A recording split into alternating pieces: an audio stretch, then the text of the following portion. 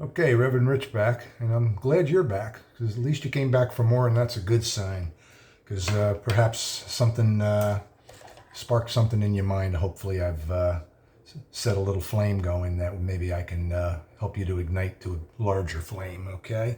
I'm going to read a passage from my first chapter in the book, Eternity Answered, by the way. Forgive the low-tech method, but here's Eternity Answered. That's the book. Of course, you're on the page, you know that. But here's what I'm reading from, okay? Alrighty.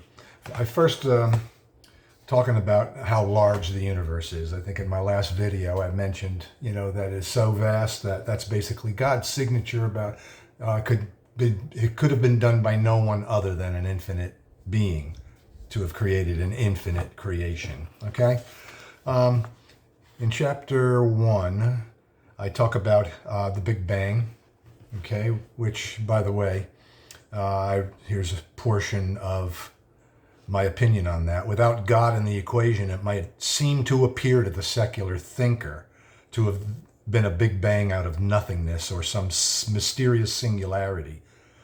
But this, too, is a fact representative of yet another example of science bending the rules. The first example before that statement was the fact that at the time of the Big Bang, most physicists will agree that all of the matter in the universe was scattered almost into, kind of where it is now. They can go back 13.8 billion years and, extrapolate back in how much matter was distributed. But they say that the matter was distributed faster than the speed of light. How does that happen? I thought the cosmic speed limit in all of physics was the speed of light. That would negate Einstein's theory, and it would basically remove one of the foremost underpinnings of physics today. Of course, we're not talking about quantum physics. We're talking about in the natural world that we see around us. So how could that have happened? So anyway,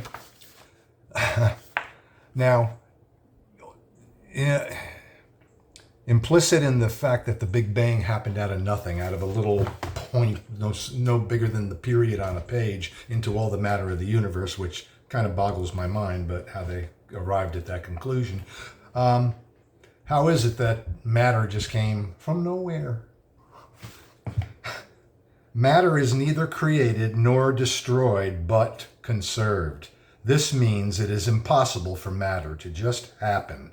It can only be converted into energy, and conversely, energy can be converted into matter. That is the law of conservation. Now, so why does science have to break its laws to convince you of its science? Think about it. Something came from nothing. But then, of course, they'll say, well, maybe there was something before that. But where did the something before that come from? Listen, I'm a guy of just average intelligence, but I consider myself to be fairly logical. When I watched Star Trek, Mr. Spock was kind of my idol. Like everything was logic. It's good. Just leave the emotions out of it. But I can't help but get my haunches up when I am told that for every explanation that they come up with, there has to be another explanation.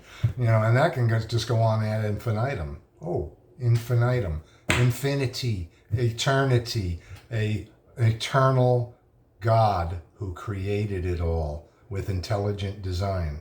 I'll get into more of that later. So I just wanted to give you a little tidbit out of the first chapter. Hopefully I'm piquing your interest to read more. And by the way, it's not a long book.